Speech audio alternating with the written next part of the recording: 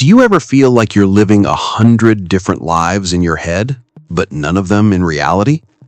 One week, you're convinced you're meant to be a landscape photographer.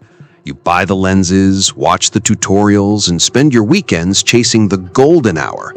But then, a month later, the camera's gathering dust because you've suddenly become obsessed with the history of Roman architecture or the intricacies of sourdough fermentation. Instead of feeling inspired by your curiosity, you feel guilty. You look at your friends, the ones who decided to be accountants or nurses at age 22 and never looked back, and you feel like a failure. You feel flaky. You feel like you're grieving a version of yourself that could have been great at one thing if you could just stay interested long enough. Today, we're going to talk about the jack-of-all-trades grief.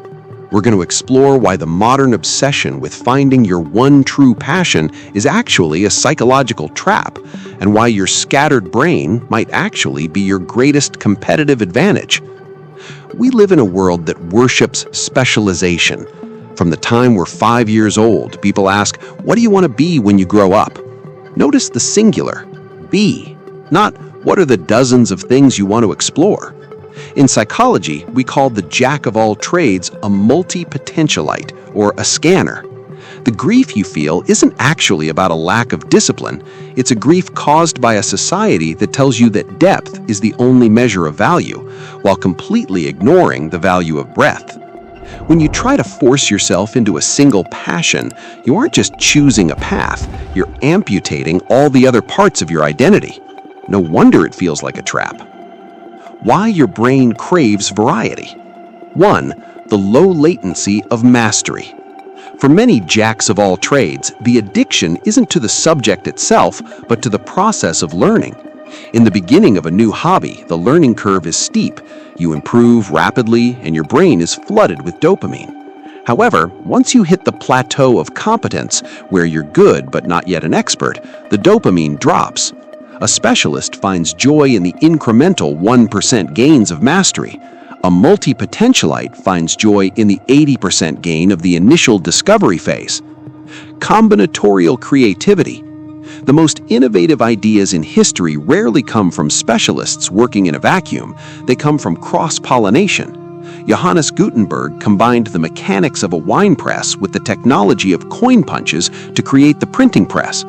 Steve Jobs combined his interest in Zen Buddhism and calligraphy with computer engineering to create the aesthetic of the Mac. Your brain is a combinatorial engine. Every random thing you learn is a new Lego brick. The more varied your bricks, the more unique the structures you can build. 3. High plasticity and adaptability. In an AI-driven world, the specialist is actually at higher risk. If your one specific skill becomes automated, you're stuck. But a multi-potentialite has high cognitive flexibility. You have learned how to learn. You can pivot faster than anyone else because you've spent your life being a beginner. How to manage the grief. If you feel overwhelmed by your own interests, you don't need more focus, you need a better system for exploration. The active interest list. Instead of trying to quit switching, lean into it. Create an active interest list and a back burner list. Allow yourself 2 to 3 active projects at a time. When a new obsession hits, it goes on the back burner for 2 weeks. If you're still obsessed after 14 days, it can swap out one of the active projects. This honors your curiosity without letting it derail your current progress. The good enough finish line. Multi-potentialites often feel like failures because they don't reach expertise. But what if intermediate was the goal? Define what success looks like for a hobby.